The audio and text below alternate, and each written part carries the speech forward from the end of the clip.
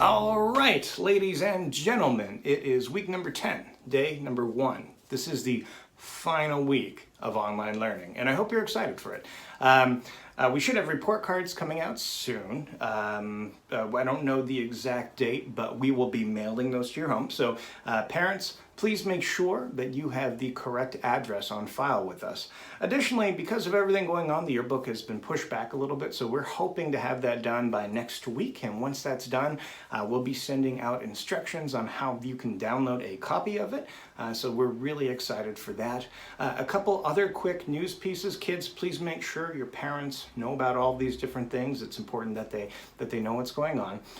The Department of Education had scheduled to release guidelines for reopening the 2020-2021 school year on Monday, June 1st, when hopefully you're watching this. Now, we don't know if it's going to be released on time because there's been a lot going on, but if they are, we are going to be taking our time this week to look over them and then contact our families to kind of talk about different options for next year in school and all that good stuff.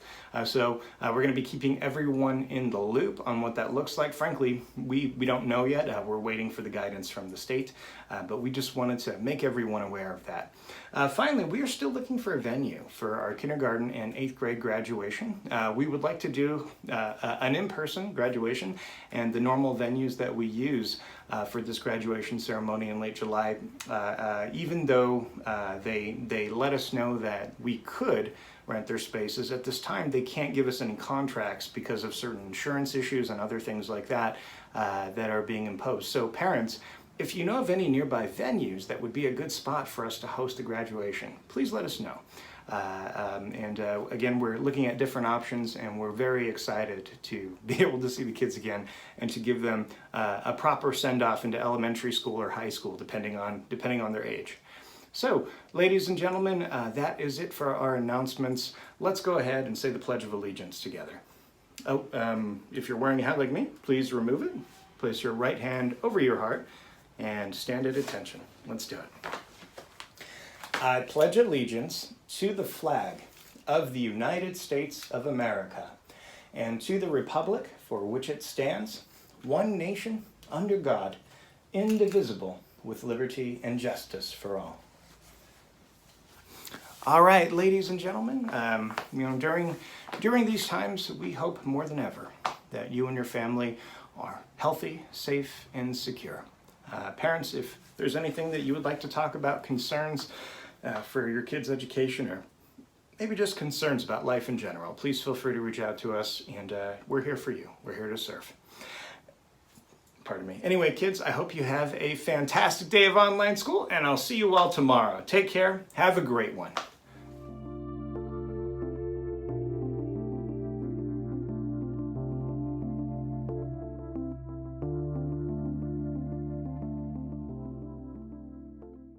Gentlemen, today is week 10, day number 1, and we'll go over the agenda in just a second. First, I have something to share.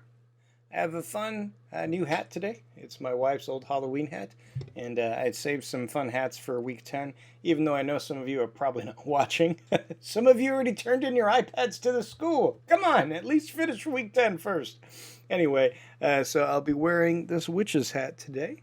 There we go. Very stylish, I know, right? I apologize. The room is kind of a mess behind me. We actually attended, which is kind of interesting, we attended an online wedding yesterday. And so the entire family was crammed into my little office here to use the big screen desktop computer to join a wedding, which was interesting and probably not something we'll ever do again. But, it was kind of fun for a try, right? Okay, so let's go over the schedule. Oh, I don't know if I already said this, but I apologize for the mess behind me because I haven't had a chance to clean it up yet. So, anyway, day 1 for week 10, last week for classes. So today we're just kind of going off about using your high school years to figure yourself out for life skills. In current events, we're not talking about economics today. We're talking about the historic space launch, which is fun. In history, it's time for us to address some of the stuff that's going on in the news. And so we are talking about protests and riots in American history and how that's all a very important part of who we are. Um, in literature, we're going to be reading chapter 32.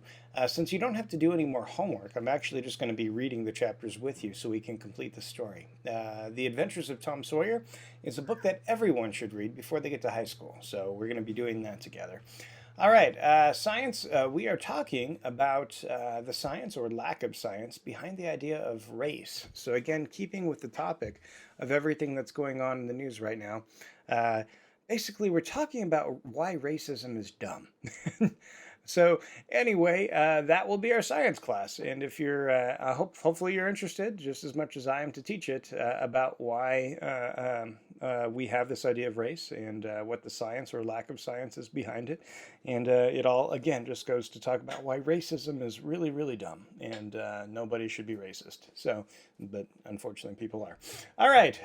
Last but not least for math, group 1 and group 2, because we're talking about all this other stuff today, we're going to take a break for math, and tomorrow we're going to be continuing our discussion on scientific notation. Again, just to help you all get ready for next year, wherever you might be, whether it's back with us at Da Vinci in 8th grade or in high school next year. All right, ladies and gentlemen, let's go ahead and jump ahead to life skills.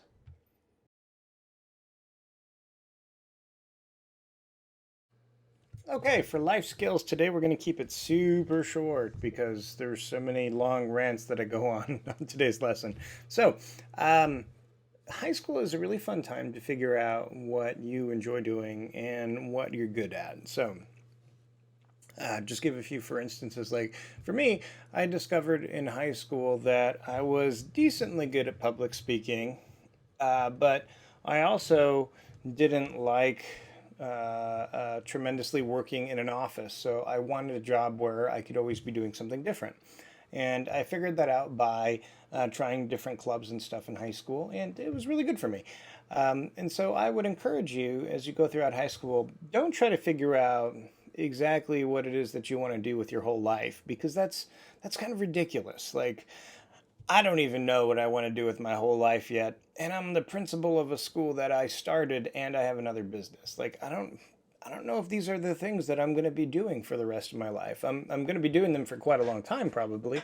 But figuring out like what you're going to do for your whole life is kind of difficult. And so it's a better use of your time to try to and figure out maybe the things that you're interested in, the things that you're good at, the settings that you like to be in, and then start basing your ideas for your future around those things, the things that you enjoy. If you enjoy science, start thinking about different areas where you can use that. If you hate public speaking, start thinking about areas where maybe you wouldn't have to do so much of it. Or if you really enjoy interpersonal connections, think about maybe jobs that could use that, like sales or marketing or something like that. And so don't necessarily try to point to a career and say, that is the career for me, that is the industry for me. I'm going into medicine, I'm going to be a nurse or a doctor, and that's exactly what I'm going to do, and I will always do it. Again, use this time to branch out. There's an old song on the Goofy show Naruto that I love so much, and it's by a guy named Akaboshi who he speaks English as a second language, but he's really poetic. And so he writes the line, cultivate your hunger before you idealize. Cultivate your hunger before you idealize. And so what that line means is try a lot of different things before you kind of set yourself up to only do one thing, right? So see what you're interested in. Use this time as a time to explore different paths. And if you decide on this path that university or college is the path for you, college and the university environment gives you the opportunity to explore all these different ideas, but on a whole nother level. You can explore what you are interested in and what you like doing on a global scale. And I don't mean that figuratively, I mean literally. Like you can go to different countries. Anything that you are interested in is available to you more or less at a large university. And so, again, take this time in these next 4 years to figure out yourself. What do you like to do? What you don't like to do? What you're good at and you want to play to, your strengths. What weaknesses you want to live with and what weaknesses you want to improve and make better. get to know yourself. Up until this point, you've been a kid. 8th grade, you're still a kid. Sorry, but it's true. But when you get into high school, you start growing into a young adult. And again, it's time to get to know yourself. It's time to go to high school soon. Thanks.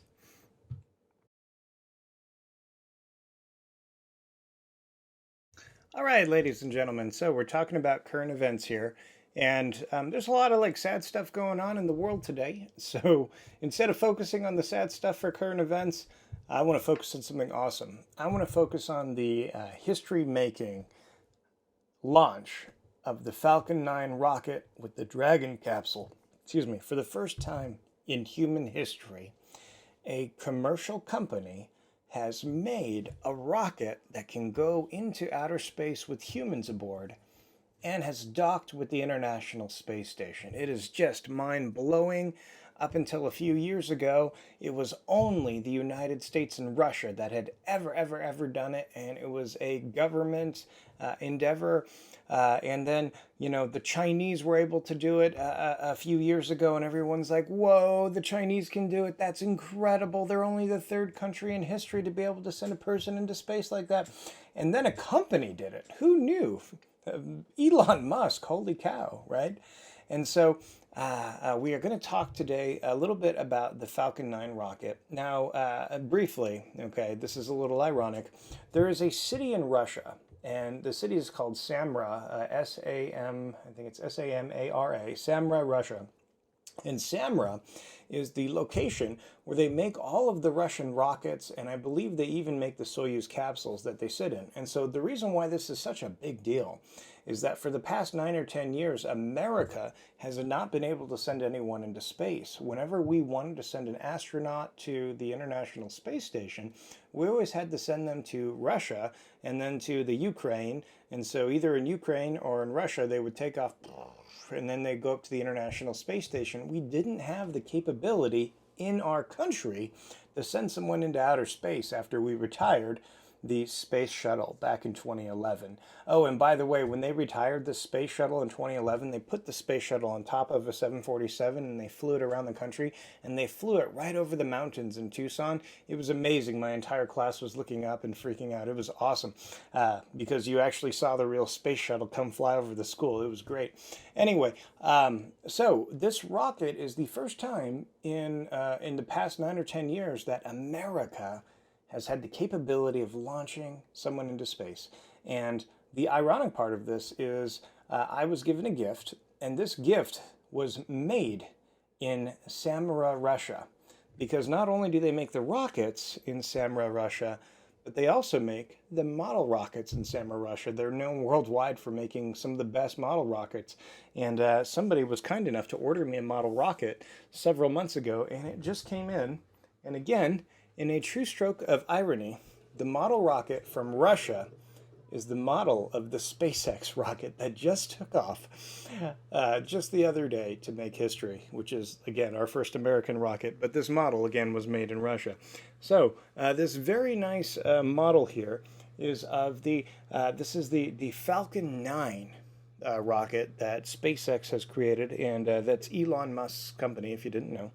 And so this rocket is interesting for a number of reasons. Not only is it a rocket that is equipped to take human beings into space, but it is the first and only rocket in human history to do so and be reusable. All of the rockets from every other country and every other government that send human beings into space, the rocket, it's done. It's one and done. It's like toilet paper. You use it once, you toss it, okay? But this rocket is reusable. And so let's talk about a few functions of this rocket. And so this rocket, I believe, is around 230 feet tall-ish, okay, depending on what's on the top. So they can have a normal payload, or it can have the Dragon capsule with humans. This one has the Dragon capsule. Now, it comes in a couple different sections, okay? We have the first section, and the first section of the rocket goes from here to here, okay? From the base of the rocket, where the engines are, all the way up to this black line right there. That's the first section of the rocket. And so this portion of the rocket that we're looking at, this is the reusable portion. So it's on a stand, but you can see the motors down there. or I'm sorry, the engines. Okay, so the engines take off, and once it hits a certain altitude, what happens is this guy right here, this black piece, has these fins, and you see those 4 fins on there. The fins actually, as the rocket is getting ready to detach, so once it hits a certain height, the stage 2 portion of the rocket gets ready to detach from the stage 1 portion, and the fins on the stage 1 portion come out and they help stabilize the rocket. And so when the stage 1 portion separates from the stage 2, the stage 1 portion comes back to Earth in a very controlled fall, and the stage 1 portion, using these fins, and these fins right here, these actually aren't fins. These are the legs for the rocket, and all 4 of these legs drop down, and they make like a little 4-legged stand, and the rocket with the fins on the top and the legs on the bottom has a controlled stand and landing, which is awesome. And so that's for the stage 1. When the stage 2 disconnects, so this stage 2 right here disconnects from the rest of the rocket and continues going up. Another thing that's really unique about this rocket is that you can have several satellites on it. So this is the Dragon capsule. This little guy at the very top, this is the thing that has people in it, okay? And it can hold up to 7 people, so it's basically like a space minivan, okay? So 7 people can fit in this little space minivan. The rocket itself, if you measured the diameter across, it's about 12 feet wide.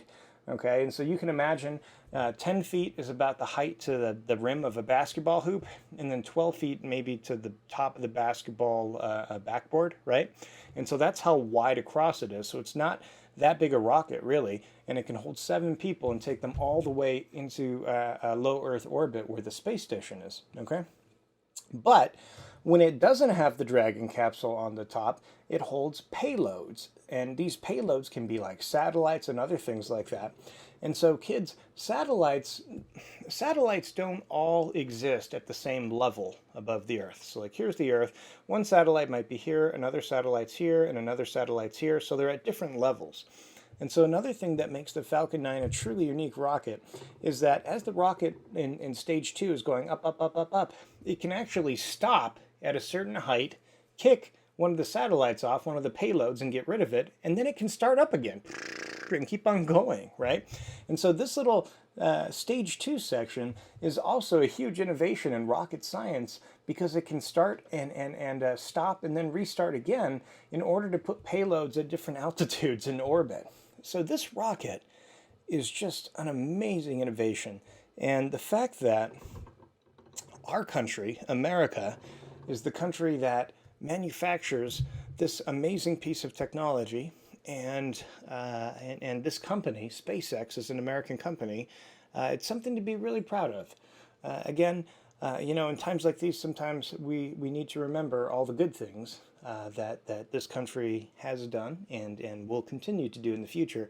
And this is truly a magnificent accomplishment. This rocket is truly one of those things. And so if you have not had a chance to see this rocket, not the model, but I mean the actual Falcon 9 take off from the launch pad, or if you have not had a chance to see the Dragon capsule dock with the International Space Station, take a quick look. Look at the YouTube channel for SpaceX or for NASA. It is a sight to behold. And again, it is something that we should all be very excited and proud of. Oh, last thing. This rocket, I don't know how true this is, but Elon Musk claims that this rocket has enough power to actually push off to Mars. But when it pushes off to Mars, it can only hold 8,000 pounds of stuff to get there, and it can't come back. But I don't know. He's been right so far about this other stuff. Maybe he's right about that too. Who knows? All right, guys, it's time to talk about history.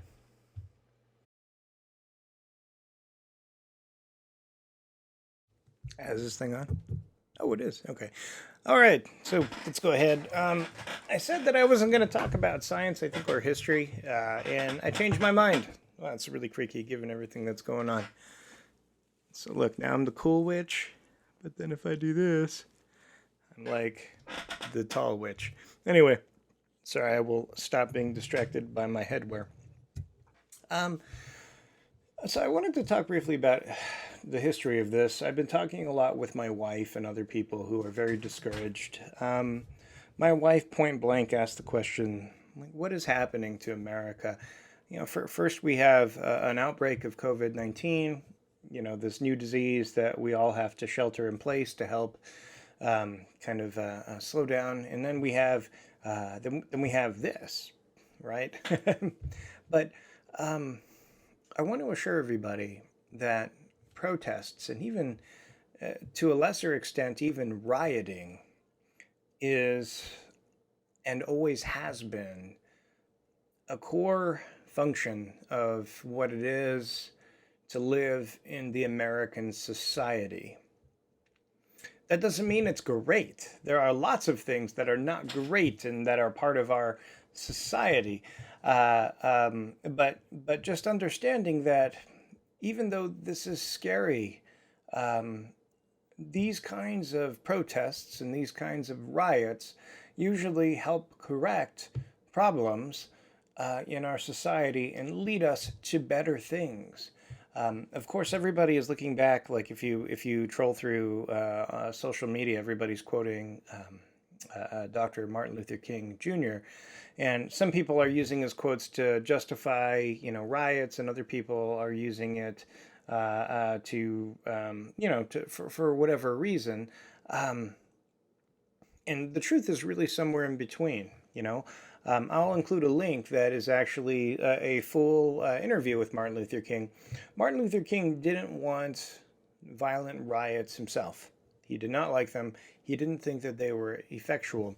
But he also said that when people are rioting, you need to pay attention because it's the language of the unheard, I think are the words that he uses. And so, it's just part of American life and who we are. And so let's briefly discuss the historical implications here for protests and riots. And so Americans have been protesting since the beginning. Americans were protesting the taxation without representation under the British rule that eventually led to the Revolutionary War with Britain. And so the very basis of our country, the way we started, was in protest. And it wasn't always peaceful protest either. We famously had two very violent protests, riots, you could say. And one was the Boston Tea Party, where the people dressed up like Native Americans in face paint and all of that, what is today very offensive caricature of natives, and they literally destroyed many tens of what today would be tens of thousands, maybe even hundreds of thousands of dollars worth of property by destroying the tea and throwing it overboard and trying to pin it on Native Americans and doing it in very sloppy fashion. And that is a foundational story in American history. Everybody knows the Boston Tea Party. And the Boston Massacre was started when a mob of people were trying to provoke British citizens, or I'm sorry, not British soldiers, to fire upon them. And in class, we went over various things about that, and there are conspiracy theories that believe that there were actually Americans who fired the first shot, and you can even see in the old etching from the newspaper that that conspiracy theory was maybe first developed there. Who knows, right? But the idea is that protests and riots have been foundation to what it is to be an American. And so as you and I are here today, it's okay to be against the protests and riots. It's okay to be for the protests and riots. It is not okay to be for racism. The cause of these protests, which have become violent, is something that we can all agree is unjust. And I sincerely hope that, like so many American protests before it, that these protests make a difference. These protests show that that we need a change. A lot of times when something's really tense, we turn to humor, and so Chris Rock had a comedy set talking about, the bad behavior from police officers. And basically, he was saying that in certain professions, you can't have any bad apples. He said, one of them is police officers and another one is pilots. He was saying something to the effect of American Airlines can't say that 99 out of 100 pilots always land every time and the last 1% like to crash into mountains, right? It just doesn't work. And, he's right. My stepbrother is a police officer here in Tucson, and he is a great one. And I have great admiration for him and all of his colleagues. But too long in too many other parts of the country, we have been tolerant of people who treat others differently based on the color of their skin. And it's not okay. And so we can all agree that we hope that America is a more fair, just, and equitable place at the end of all of this. And we can all make sure that we're keeping our friends and family safe. And again, we can all agree that it's time for us to make a change to make things better. Tomorrow we'll be discussing some more of the roots of protest and how they were used throughout the ages in America. So over the past almost 300 years, how we've used them in different ways. And we're also going to talk a little bit about why it is so shocking to see them today. So anyway, I hope that was a little bit useful. And I hope that none of you are at home freaking out or being afraid or wondering what is happening to my country. We'll make it through. We'll be better for it.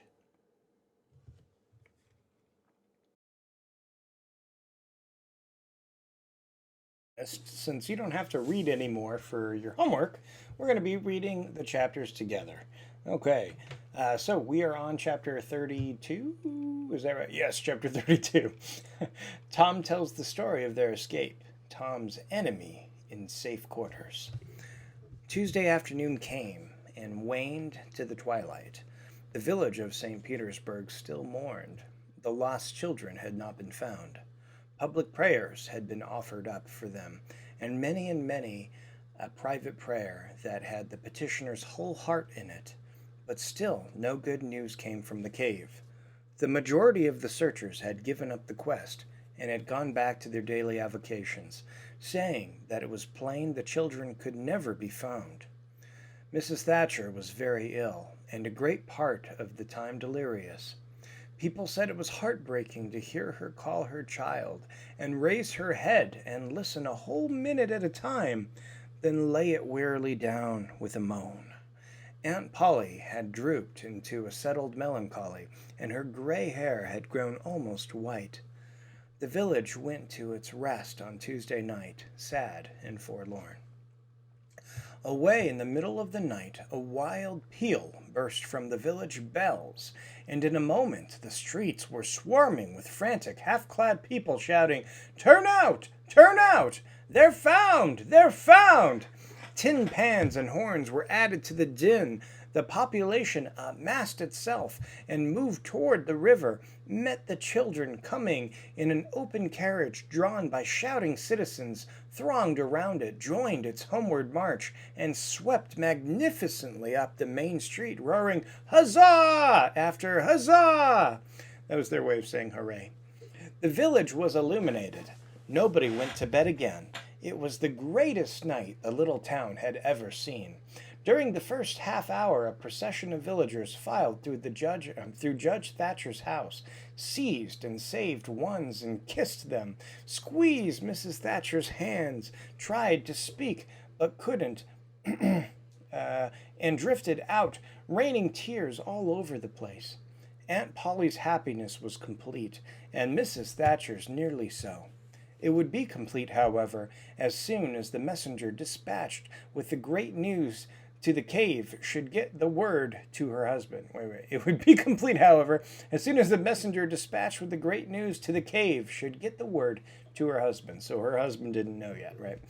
Tom lay upon a sofa with an eager auditory about him and told the history of the wonderful adventure putting in many striking additions to adorn it withal, and closed with the description of how he left Becky and went on an exploring expedition, how he followed 2 avenues as far as his kite line would reach, and how he followed a third to the fullest stretch of the kite line and was about to turn back when he glimpsed a far off speck that looked like daylight, dropped the line and groped toward it, pushed his head and shoulders through a small hole, and saw the broad Mississippi rolling by. So avocation is one's regular work, and auditory is another word for audience. Anyway, so right here, what he's describing is in order to figure out where he is in the cave, because it's completely dark, right? He had a kite string, string used for a kite. And I suppose maybe Becky held one end and he held the other until he got to the very end. And then if that didn't work out, he'd walk back to her and then try a different area. I'm just supposing, right? And if it had only happened to be night, he would have not seen the speck of daylight and would not have explored the passage any more. He told, whoops, where'd it go? He told.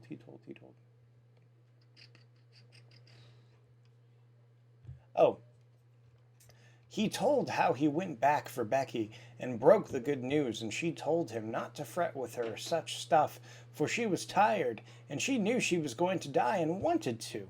He described how he labored with her and convinced her, and how she almost died for joy when she had groped to where she actually saw the blue speck of daylight, how he pushed his way out of the hole and then helped her out, how they sat there and cried for gladness, how some men came along in a skiff and Tom hailed them and told them their situation and their famished condition. Famished means super hungry. How the men didn't believe the wild tale at first because, they said, you are 5 miles down the river below the valley the cave is in. Then took them aboard, rowed to a house, gave them supper, made them rest till 2 or 3 hours after dark, and then brought them home.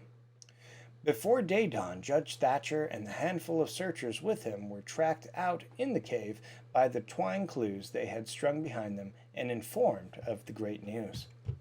3 days and nights of toil and hunger in the cave were not to be shaken off at once, as Tom and Becky soon discovered. They were bedridden all of Wednesday and Thursday. So in other words, they were 3 days and nights in the cave stuck there. And so their bodies were so exhausted that they were kind of, stuck in bed. They were bedridden all of Wednesday and Thursday and seemed to grow more and more tired and worn all the time. Tom got about a little on Thursday, was downtown Friday, and nearly as whole as ever Saturday. But Becky did not leave her room until Sunday, and then she looked as if she had passed through a wasting illness. He learned of Huck's sickness and went to see him on Friday, but could not be admitted to the bedroom, neither could he on Saturday or Sunday.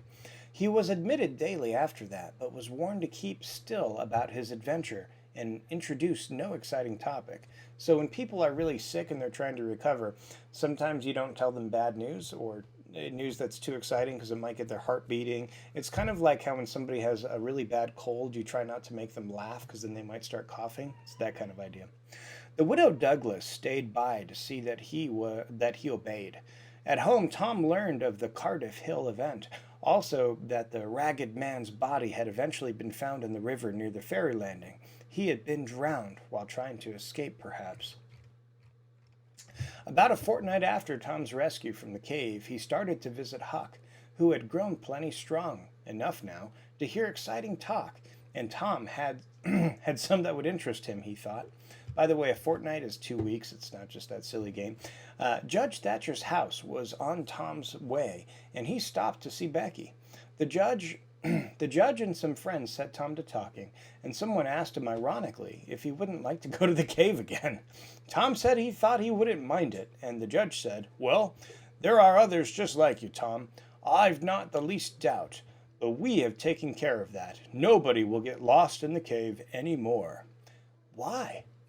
"Because I had its big door sheathed with a boiler iron 2 weeks ago, and triple locked, and I've got the keys." Tom turned white as a sheet. So kids, a boiler iron is like a giant iron door, basically. And so he basically put like a vault lock on the cave's entrance. "What's the matter, boy? Here, Run, somebody. Fetch a glass of water. The water was brought and thrown into Tom's face. I don't know that. Anyway. Ah, now you're all right. What was the matter with you, Tom? Oh, Judge, Injun Joe's in the cave. Ooh, bum bum bum. Evil Joe was in the cave, and now he's locked in. Maybe he's dead. We'll have to find out tomorrow when we read chapter 33 of The Adventures of Tom Sawyer.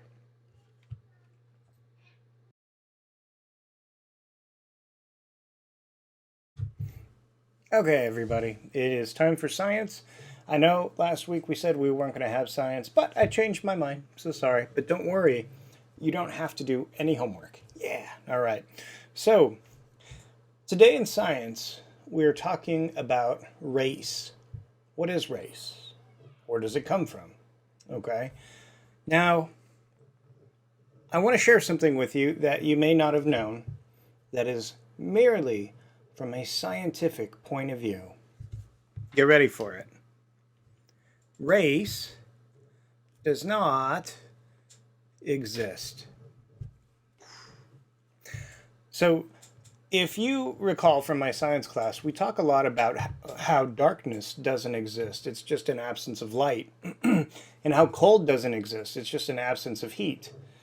No, race is not the same. Okay? Race is just a thing that someone made up a while back. Okay? It doesn't exist. It's all completely arbitrary. It is stuff that people made up. Why am I telling you this? Why am I taking the time to teach a science lesson that race is pretend? Well, kids, racism is based on this idea that there are differences between races, and because the races are different, maybe in some ways some races are better than others. Now, if race doesn't exist, then racism doesn't make sense. And that's what we're talking about today. Race. Does it exist or doesn't it? It does not. And where does this concept come from? So, the concept of race came from Caucasian scientists who were studying differences between different groups of people that were separated geographically. They came up with three main divisions for the different races on Earth. There was Caucasoid, or Caucasian, Mongoloid, or Asian, and Negroid, or African. All right, and so those were the three main races, and then there was a bunch of subsets underneath them. There was the Australoid, which was the Australian, New Guinean, New Zealand natives, and then they had several others. Okay, and so this original designation was based off of perceived differences in physical traits. And even the classifications today maybe sound racist, the way that these sociologists classified race. But now that we have better science, now that we have better technology, we can actually pick apart people's genetics and peek underneath and see what's there. So I'm going to read to you two abstracts from two different scientific papers of real scientists, not just a guy wearing a dumb hat, okay? We're going to hear from the real experts on what race is and where it comes from and whatnot. And so I'm going to try to break down some of these large sciencey words for you so it can help you to understand. All right, so let's do it. All right, so this first paper, in fact, I want to read this one first. So this first paper is by a Dr. Rethelford, and Dr. Rethelford comes from the State University of New York College at, I think that's pronounced Oneida, I'm not sure. And so we're going to read through the abstract of his research paper from 2009. And so the abstract basically summarizes the research and what it found. All right, and so let me start breaking down what this paper says and why. So the abstract, phenotypic traits. So kids, there are two different kinds of traits. There's a phenotypic trait and a genotypic trait. A phenotypic trait is a trait that you can see on the outside of a living thing. So for instance, your skin color is a phenotypic trait. It's something we can see. The size of your handprint is a phenotypic trait. It's something we can see. Whether or not you are prone to getting cancer, That's a genotypic trait. That's inside. Whether or not you're prone to high blood pressure or blindness or bad breath, whatever, those are all genotypic traits that are inside of you that we can't see. So again, phenotypic traits, traits we can see. Phenotypic traits have been used for centuries for the purpose of racial classification. Developments in qualitative population genetics have allowed global comparison of patterns of phenotypic variation with patterns of variation in classical genetic markers and DNA markers. What does that sentence mean? Okay, so science has gotten better and better that we can now look at the DNA or the genetics of entire global populations and compare them and find patterns. And we also compare and find patterns that we use to compare those against variations in the way they look. So we've always been able to look at populations and say, well, you look different and you look different and your skin color's this and your skin color's that. But now we can also do this with the DNA, with the genes. That's what the sentence is saying. Human skin color shows a high degree of variation among geographic regions. We already knew that, okay? Typical of traits that show extensive natural selection. So kids, like I explained in class a while ago, people have different varieties of skin color depending on the amount of adaptation to the sun that they've had to make. So people who evolve or lived for a very long time near the equator have had natural selection to give them darker colored skin. So if you were in my world history class when we talk about India and Sri Lanka, the further south you go towards Sri Lanka in India, the people's skin color get darker and darker because it's closer to the equator where there's a massive amount of sunlight and UV radiation. And so people have darker skin color because people with lighter skin color would get skin cancer and lesions and other problems, and they would die off younger. At least that's the theory. All right? And so that's what this is saying right here. So human skin color shows a high degree of variation among geographic regions, typical of traits that show extensive natural selection. And again, we see really dark skin color in populations that live near the equator in Africa, in Asia, and in North America. We see that. It's a normal thing. Even given this high level of geographic differentiation, oh, why did my mouse stop working? That makes me sad. Oh, here we go. Even given this high level of geographic differentiation, skin color variation is clinical and is not well described by discrete racial categories. So again, skin color is not really well described by different racial categories.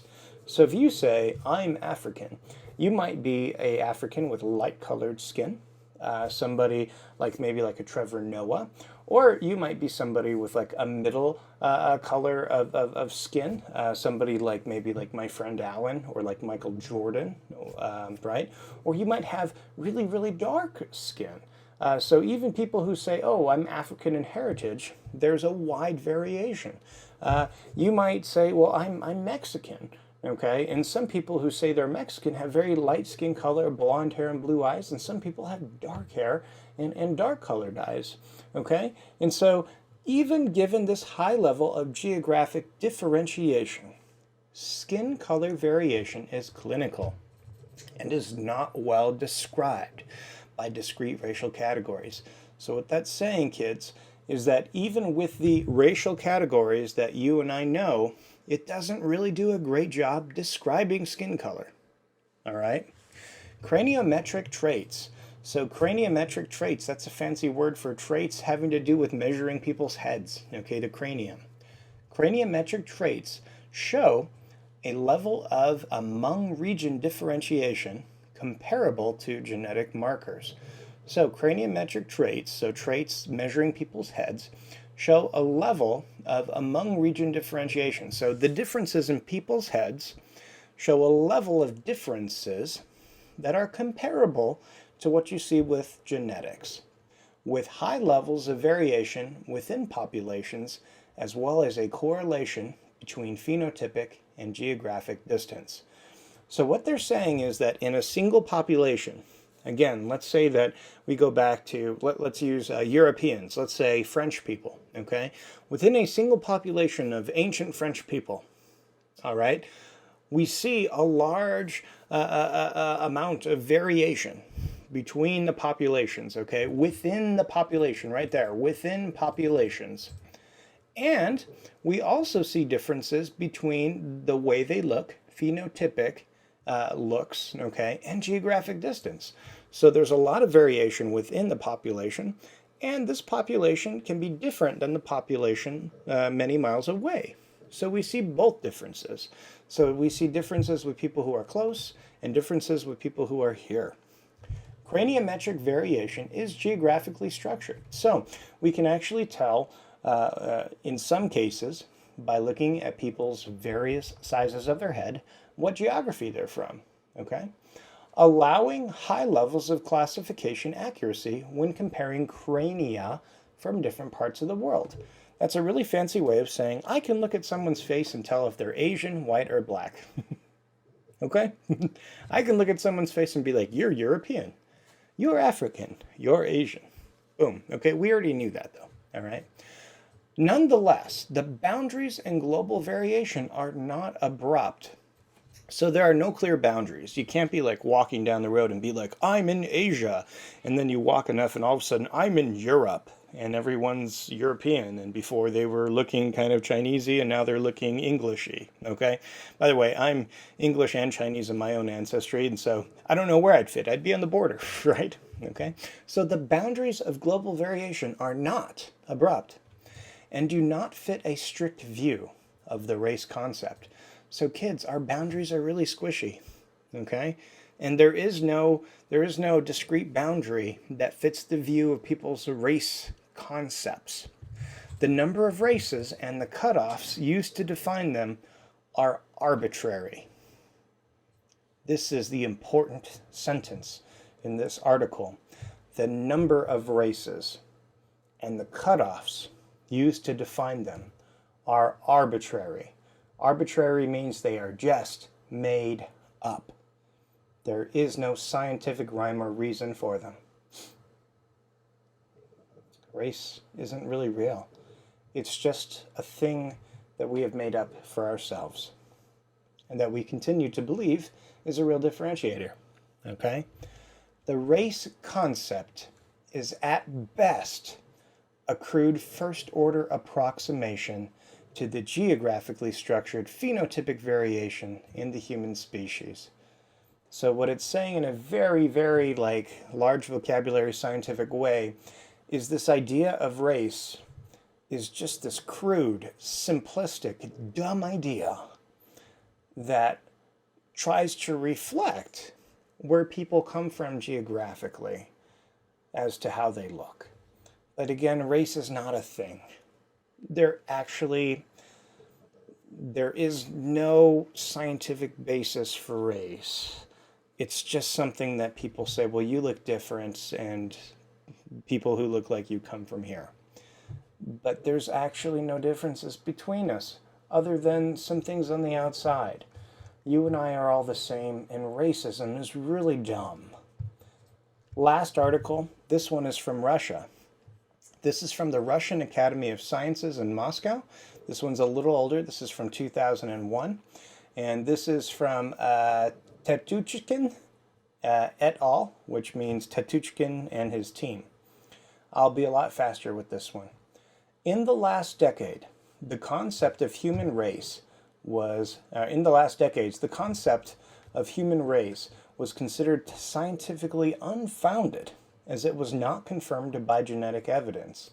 Again, when we first started having genetics, people were super interested to find the differences in genetics between different races. Kids, there is none. Different races do not have different genetics because literally we are all the same on the inside.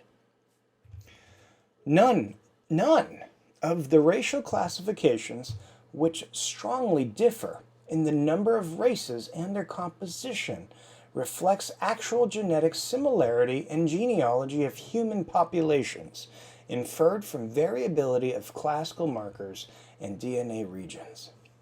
Okay, let's break this apart. None of the racial classifications, so none of the things that we use to tell different races apart, which strongly differ in the number of races and their compositions, reflect actual genetic similarity. So kids, the differences that we have that we consider to be racial differences, we don't actually have them reflected in genetic similarities. And kids, this is just trying to drive home. Again, this is a Russian paper, not an American one. Okay, it's telling us that these racial differences aren't as big as we think. We don't actually have these genetic differences between us, and these are scientists who deal with genetics. Moreover, intercontinental or interracial variability was shown to be far lower than that within populations. So kids, the gene pool of people, like let's use France, okay? So the people in France, the French people, okay? The DNA differences, the genetic differences of the people in France are actually greater than the average differences between the French people and, let's say, a group of people in China. Okay, that's what this is saying. Moreover, intercontinental variability was shown to be far lower than that within populations. So the variation of DNA within populations was actually greater than the variation between populations when they average it. All right? The former constitutes 7 to 10%, and the latter about 85% of the total genetic variation. Okay? It is believed that the low level of differentiation of regional population groups contradicts their race status and suggests a recent origin of humans from one ancestral population. And so this is kind of interesting. What it's saying is that the way that our genetics are spread out actually suggests that we have a recent common ancestor, that we all come from the same group of people from not too long ago. Okay? Did I misinterpret part of this? The former constitutes 7%. So the first one constitutes 7 to 10%. So kids, what it's saying is that the variability between races on average is only 7 to 10%.